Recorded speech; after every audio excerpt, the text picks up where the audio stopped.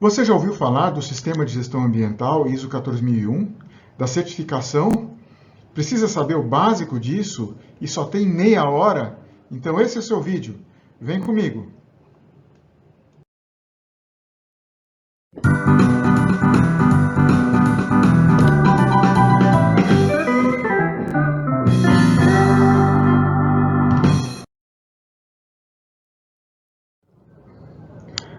O dia a dia das empresas é cheio de questões ambientais. Não interessa muito se é uma fábrica, se é uma lavanderia, se é um posto de gasolina. Sempre tem questões ambientais, tenha a empresa ou não um sistema de gestão ambiental.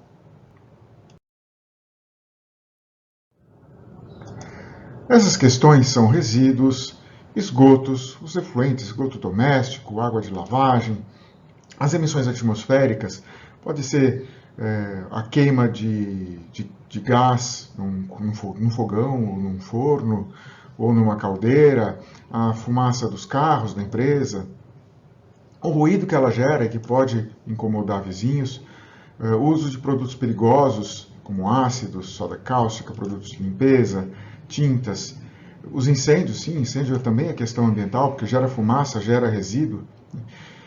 A questão do consumo de água, a gente sabe que em muitas regiões a água é um recurso escasso, o consumo de energia e a responsabilidade ambiental pelos produtos. Muitos produtos hoje em dia têm que ser recolhidos pelos próprios fabricantes no sistema de logística reversa. E tem questões ambientais envolvendo fornecedores. Às vezes, a empresa se mete num problema ambiental por conta não do que ela faz, mas do que fornecedores fazem. Falhas no trato com a questão ambiental podem levar as empresas a problemas muito sérios. Olha, por exemplo, esses casos. A Volkswagen teve um problema muito sério por conta das emissões atmosféricas de um carro que ela vendia e que estavam fora do que a legislação dos Estados Unidos pedia. O presidente mundial da Volkswagen caiu por causa disso. Aqui no Brasil, a gente teve um problema bem sério no caso da Samarco, por exemplo, que teve um vazamento, um rompimento de uma barragem que matou pessoas e contaminou o rio, destruiu bastante recursos naturais, deu um prejuízo danado. A Fiat teve problemas por causa de fornecedores. Um fornecedor da Fiat colocou resíduos, lixo, onde não devia. O Greenpeace descobriu, e aí o primeiro nome que apareceu foi o da Fiat, até ela provar que não tinha sido ela, que tinha sido um fornecedor. Por outro lado, os fundos de investimento, as pessoas que têm dinheiro, estão dizendo: nós só vamos financiar aquilo que tiver responsabilidade ambiental. As empresas que quiserem nosso dinheiro vão ter que entrar na linha. Recentemente, no Brasil, empresas e governos se juntaram para combater o desmatamento, que é um dos nossos principais problemas. E é para enfrentar essas questões que as empresas implementam, então, os sistemas de gestão ambiental. Antes de a gente falar da norma ISO 14001 propriamente dita, é importante a gente entender um pouco da linguagem dela. Vamos ver alguns conceitos. Uma nomenclatura muito importante para quem trabalha com ISO 14001 são os aspectos ambientais e os impactos ambientais. Para saber o que é isso, vamos pensar na produção de um churrasco. O que a gente precisa para fazer churrasco? Carne, carvão, água, sal, eletricidade, pão, acompanhamentos, são os nossos insumos. E o que a gente quer? Quer o churrasco pronto. Nesse processo, a gente gera subprodutos, são esgotos, gases e fumaça, cinzas, as cinzas do carvão, por exemplo, lixo orgânico, o ruído da festa. Tudo isso são os aspectos ambientais. Por que são aspectos ambientais? Porque eles são os elementos dos processos ou das nossas atividades, no caso o churrasco, que podem interagir com o meio ambiente, causando o que a gente vai chamar de impactos ambientais, de maneira real ou de maneira potencial. Então, o esgoto, por exemplo, qual é o impacto ambiental típico do esgoto? É a poluição da água, dos gases e a fumaça da churrasqueira, é a poluição do ar. das cinzas e do lixo orgânico, né, se eles forem colocados no solo de maneira inadequada, vão causar poluição do solo. O ruído causa incômodo aos vizinhos. Então, essas alterações do meio ambiente são o que a gente chama de impactos ambientais. Então, os impactos ambientais são modificações no meio ambiente, que podem ser adversas ou benéficas até, que resultam total ou parcialmente dos aspectos ambientais de uma organização. A gente precisa lembrar que não só os produtos e os resíduos geram impactos ambientais, mas as matérias-primas que a gente compra, os insumos que a gente usa, também causam impactos ambientais lá onde eles foram produzidos. Por exemplo, a carne, né, provoca mudança de uso do solo, porque você tem desmatamento para fazer pastagens. O carvão, que muitas vezes vem de florestas, às vezes plantadas, às vezes não, mas mesmo que sejam florestas plantadas, tem lá os seus impactos ambientais. Da mesma forma, o consumo de água causa escassez de recursos hídricos, o uso de sal, eletricidade, consumo de pão, tudo isso causa algum tipo de impacto ambiental na sua produção. E é por isso que é muito importante para a gente o conceito de ciclo de vida de produto. O ciclo de vida de produto é uma perspectiva para a análise de impactos ambientais em que a gente considera os impactos ambientais dos produtos desde a hora que a gente extrai os recursos naturais, que a gente passa por produção para produzir as matérias-primas, aço, plástico, né? Tudo isso gasta combustível, consome água, gera resíduos. Aí eu vou até as fábricas onde os produtos são produzidos de verdade, os produtos são distribuídos e tudo isso consome água, consome energia, consome combustível, gera resíduos, gera esgotos, gera poluição atmosférica, né, até a hora do uso, né, quando eu vou jogar fora o produto. Né. Então, o que é o ciclo de vida para a gente? São os estágios consecutivos e encadeados de um sistema de produto ou de serviço, desde a aquisição da matéria-prima ou de sua geração, a partir de recursos naturais, até a sua disposição final. É assim que a norma define o que é o ciclo de vida do produto. O último conceito básico que eu quero destacar é o ciclo PDCA. PDCA vem do inglês Plan, Do, Check, Act, e é uma bitolinha que os engenheiros metidos administradores inventaram para dizer que toda vez que eu tenho um problema para resolver, eu tenho que seguir 4 etapas. A primeira etapa é planejar uma solução. A segunda etapa é executar a solução. A terceira é verificar se o que eu fiz deu certo. E por último, eu vou analisar o resultado e agir corretivamente. Por exemplo, se nem tudo deu certo, eu vou tomar alguma providência. Cada vez que eu rodo esse ciclo, né, então, teoricamente, eu solucionei um problema. E eu tenho uma realidade melhor do que a que eu tinha antes. Né.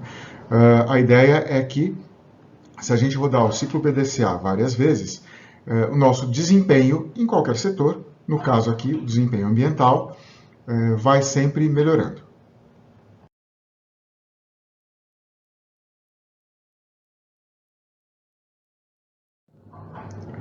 Primeira coisa que a gente precisa entender, o que é essa sigla ISO.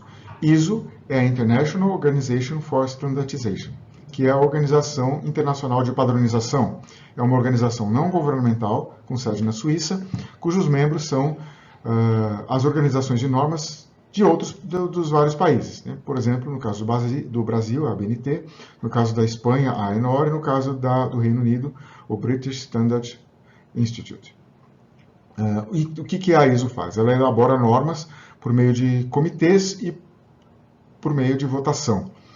Então, parece muito um processo legislativo, tipo uma Câmara dos Deputados. Então, comitês produzem rascunhos, esses rascunhos vão sendo melhorados, e na hora que eles estão maduros, eles vão para votação na plenária. Cada país tem um voto. E o que é que a ISO tem a ver com a gestão ambiental das empresas? Bom, durante décadas, as empresas tiveram muitos problemas ambientais, foram aprendendo, e quando chegou lá em 1992, durante o evento Rio 92, as empresas foram meio que desafiadas a produzir normas voluntárias de gestão ambiental. Como é que elas fizeram isso? por meio da ISO. Foi assim que, em 1996, a ISO lançou a primeira versão da norma ISO 14001. A norma ISO 14001, então, é um documento publicado em português pela Associação Brasileira de Normas Técnicas, que está na sua versão mais atual, no momento em que esse vídeo é gravado, na versão de 2015. É importante saber que a ISO fez outras normas da série 14000, que para nós não vão interessar muito, mas é importante saber que elas existem. Por exemplo, a ISO 14004, que fala sobre dicas de como implementar um sistema de gestão ambiental. A norma ISO 14044, que fala sobre estudos de ciclos de vida de produtos. E a norma ISO 14064, que fala sobre contabilização, inventários e projetos relacionados a gases de efeito estufa. O texto da norma ISO 14001 está organizado de acordo com um padrão da ISO que se chama anexo SL. Esse anexo SL diz que todas as normas de sistema de gestão têm que ter essas seções que estão numeradas aqui. Uma introdução, um escopo, referências normativas, que é para dizer que outras normas precisam ser implementadas em conjunto com essa. No caso da ISO 14001, não é necessário implementar nenhuma outra norma, ela trabalha sozinha. Os termos e definições, que são aquelas palavras que não adianta só ler no dicionário, porque elas têm um significado um pouco específico para a norma. E aí vem a parte que os auditores verificam, que são o contexto da organização, a liderança, o planejamento e controle operacionais, o suporte, a operação, a avaliação e desempenho e melhoria. Então essas são as seções do texto da norma. As seções do texto da norma seguem uma lógica de PDCA. Para efeito de me planejar, eu preciso conhecer o contexto da organização, estabelecer uma liderança, estabelecer um planejamento e ter uma infraestrutura de apoio para que o sistema de gestão funcione. Aí eu preciso executar, é o que a norma chama de operação, verificar se as coisas estão funcionando de acordo com o planejado e depois agir para fazer novas melhorias. Eu vou agora falar um pouco mais de detalhes sobre o conteúdo da norma, os itens que compõem o texto da norma. Na seção 4, nós temos 4 tópicos, que são entendimento da organização e seu contexto, entendimento das necessidades e expectativas das partes interessadas, determinação do escopo do sistema de gestão ambiental e o sistema de gestão ambiental propriamente dito. Entender o contexto da organização significa entender onde ela está localizada, quais são os problemas ambientais da região, entender as necessidades e expectativas das partes interessadas. Eu preciso entender quem são os meus vizinhos e quais são as expectativas deles em relação ao meio ambiente. Eu preciso entender se os órgãos de governo, os meus clientes, os meus fornecedores, eles todos são partes interessadas. E o que eles precisam de mim nesse sistema de gestão ambiental? Estabelecer o escopo do sistema, estabelecer o seu limite. É uma unidade funcional só? São várias unidades da empresa? É um departamento? É uma fábrica? Ou são várias fábricas? E o sistema de gestão ambiental tem que ser estabelecido, implementado, mantido e melhorado continuamente. Para que o sistema de gestão ambiental seja implementado com sucesso, a norma diz que a liderança tem papéis importantes. Então, é preciso que ela esteja comprometida, é preciso que haja uma política ambiental e é preciso que haja regras organizacionais, responsabilidades e autoridades definidas. Liderança e comprometimento, a norma vai falar que a liderança deve comunicar a importância do sistema de gestão ambiental, deve apoiar todas as funções no sucesso do sistema de gestão ambiental, ou seja, ela tem que fornecer os recursos e se responsabilizar, enfim, pelo sistema como um todo. A política ambiental é uma declaração de princípios, uma declaração de quais são as intenções da organização em relação ao meio ambiente. E as responsabilidades e autoridades, aqui a gente está falando daquele ditado: cachorro que tem 2 donos morre de fome. Então é preciso que cada função, cada pessoa na organização, saiba o que ela precisa fazer em termos da gestão ambiental. A seção que a norma chama de planejamento propriamente dito tem dois tópicos importantes. O primeiro são as ações para abordar riscos e oportunidades, em que a norma vai dizer o seguinte: você precisa conhecer os seus aspectos ambientais e os seus impactos ambientais e saber quais deles são significativos, porque gestão também é fazer prioridade. E a norma chama os aspectos e impactos prioritários como aspectos e impactos significativos. Além disso, é preciso você entenda quais são as leis e os regulamentos, né, e os demais requisitos que você mesmo assumiu, como, por exemplo, contratos com clientes, acordos com a vizinhança. Né? Você precisa saber quais são as regras que você vai ter que seguir. Né? E você precisa entender quais são os riscos ambientais, isso incluindo tanto os riscos para o negócio propriamente dito, pode envolver, por exemplo, riscos tecnológicos, riscos de perder clientes, quanto as emergências ambientais. E, por fim, a norma vai dizer que, se você quer fazer melhoria contínua, se você quer melhorar sempre, você precisa ter desafios. Precisa ter, portanto, objetivos ambientais e precisa saber como vai atingir. Não adianta você prometer um objetivo, prometer uma meta, se você não souber como você vai chegar lá. Então, é preciso que haja projetos para que você atinja esses objetivos. A seção 7 fala de apoio. Apoio é tudo aquilo que vai dar suporte ao funcionamento do sistema. E a norma começa falando de recursos, ou seja, dinheiro, gente, equipamentos, tecnologias, acesso à informação, tudo aquilo que for necessário para que as pessoas exerçam suas atividades.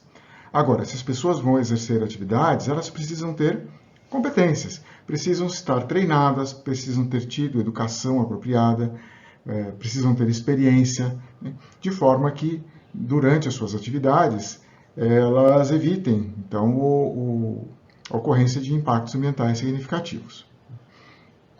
Só que, além de saber fazer as coisas, de ser craque naquilo que elas fazem, precisam estar conscientizadas, elas precisam entender quais são as consequências ambientais do seu trabalho. E, enfim, as pessoas precisam se comunicar. E se comunicar entre elas, quer dizer, dentro da própria organização, dentro da própria empresa, né, os vários departamentos, os níveis, né, as pessoas falar com a chefia falar com as pessoas vão precisar conversar com os terceirizados, com as pessoas de fora da empresa também, e, eventualmente, com a comunidade. Então, a norma vai falar de comunicação interna e comunicação externa.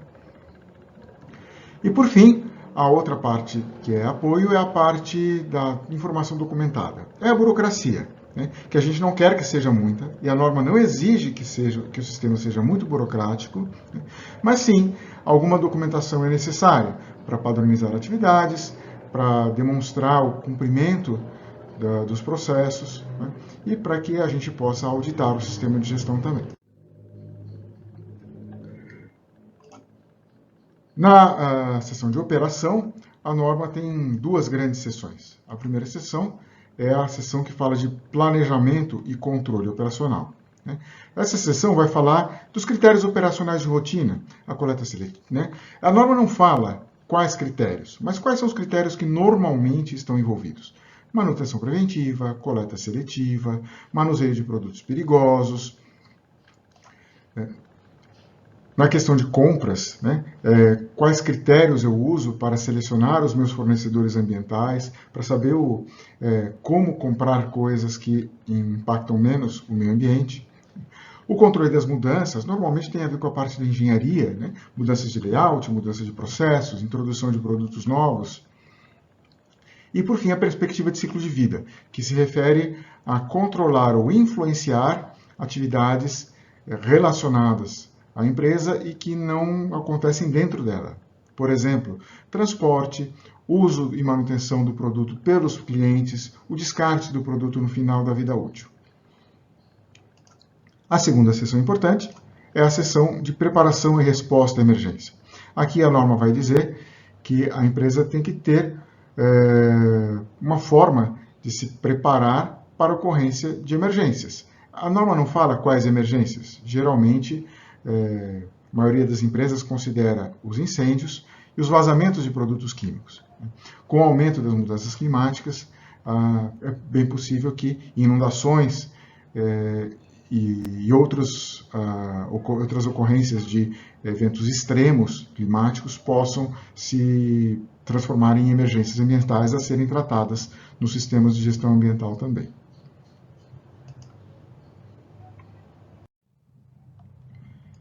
A seção 9 vai falar de avaliação de desempenho, e aí são 3 tópicos. O primeiro é um tópico mais técnico a respeito de monitoramento, mensuração, análise e avaliação.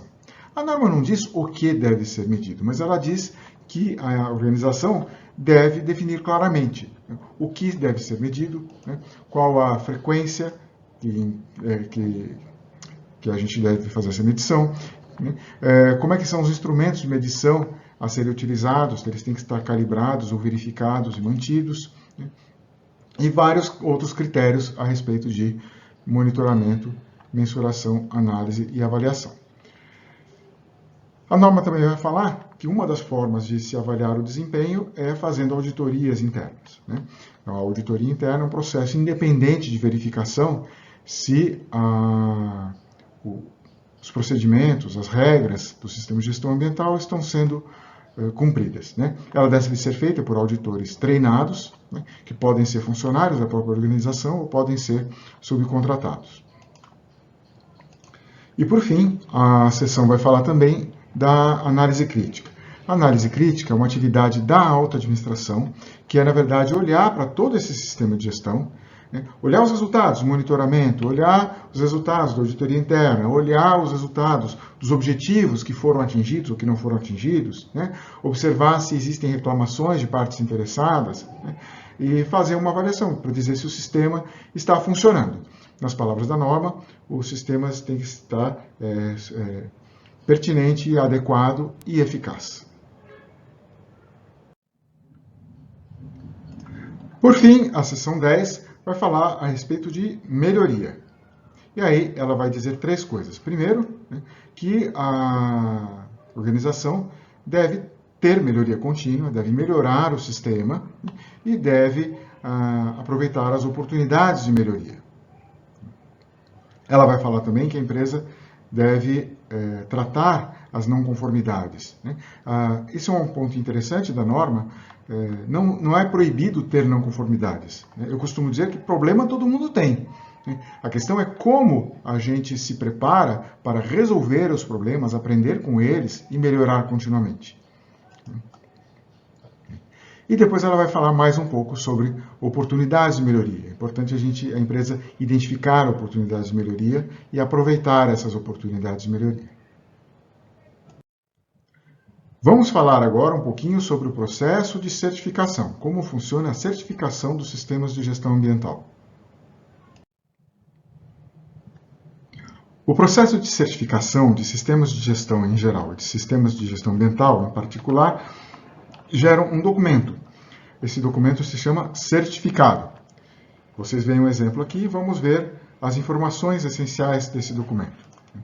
Por exemplo, algumas dessas informações, o nome e endereço da empresa que é certificada, a norma e a versão segundo a qual o certificado está sendo emitido, uma descrição do escopo do sistema de gestão, normalmente descrito em termos das atividades que estão incluídas dentro da abrangência do sistema,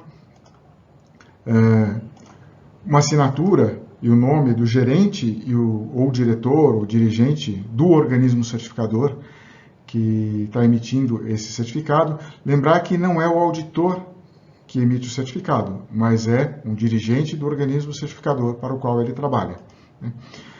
Obviamente vai ter a logomarca também do organismo certificador e as logomarcas dos organismos que supervisionam o trabalho do organismo certificador. Essa supervisão a gente chama de acreditação. No caso aqui a gente está vendo 2 delas, a acreditação do Inmetro e a acreditação da ANAB.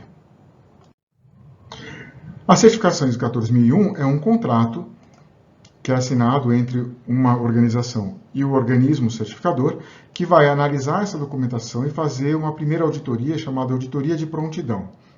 Havendo não conformidades ou coisas que precisam ser melhoradas, a organização que está sendo auditada vai ter que implementar soluções ou fazer planos de ação para essas soluções, dependendo da natureza das não conformidades.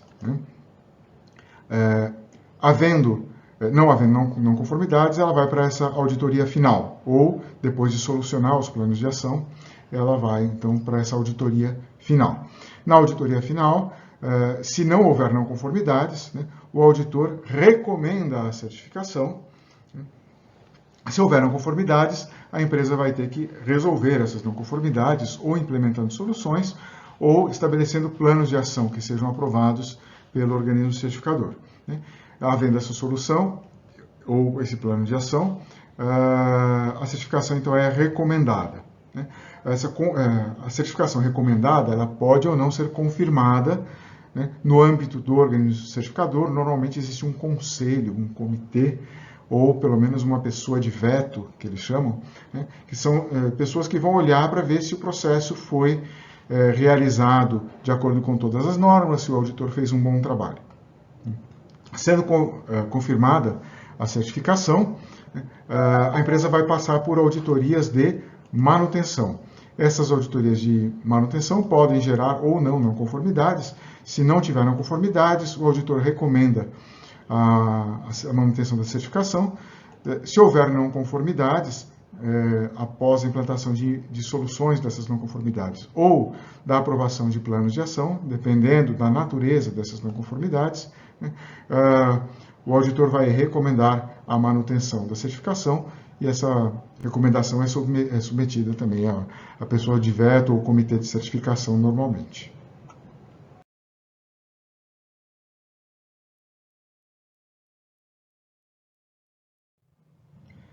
Dentro do assunto planejamento e controle operacionais, um dos tópicos mais importantes é o tratamento de fornecedores. A norma não fala que a gente tem que qualificar fornecedores, mas fala que a gente tem que exigir critérios, definir critérios e exigir critérios desses fornecedores. A norma não fala quais critérios são esses. O mais comum é exigir o cumprimento de algum tipo de legislação ambiental, muitas vezes licenças ou qualificação de profissionais que precisam ter algum certificado, algum diploma por lei. Algumas empresas exigem também comprovação da destinação de resíduos. Algumas exigem o cumprimento de metas de ecoeficiência. Isso não é tão comum, mas deve passar a ser mais comum, principalmente por conta da questão das mudanças climáticas. E aí a eficiência em termos de emissão de gases de efeito estufa deve ficar mais importante. Algumas empresas proíbem também o uso de certos produtos perigosos, certos materiais perigosos, naquilo que é comprado. Então a empresa diz, olha, eu não quero tinta com cromo, não quero tinta com chumbo, não quero solvente clorado. São exigências bastante comuns. O segredo é a gente usar a perspectiva de ciclo de vida e usar para essas exigências a inteligência de saber quais são os aspectos ambientais importantes. O segredo é não fazer exigências genéricas demais. Não se esqueça de deixar o seu joinha, de visitar nosso site e nos seguir nas redes sociais.